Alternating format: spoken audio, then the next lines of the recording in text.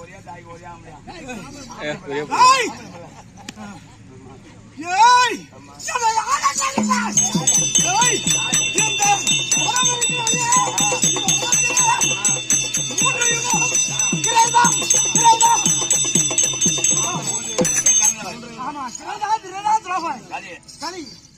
இப்படி இந்த 3 யுகத்தையும் பார்த்தவள் தான் சாதாரணப்பட்டவள் கிடையாது. 3 யுகம்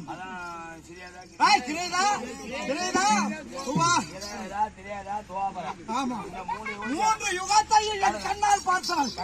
ஆமா நான் யார் இடத்துல வர வச்சேன் உனக்கு தெரியாது.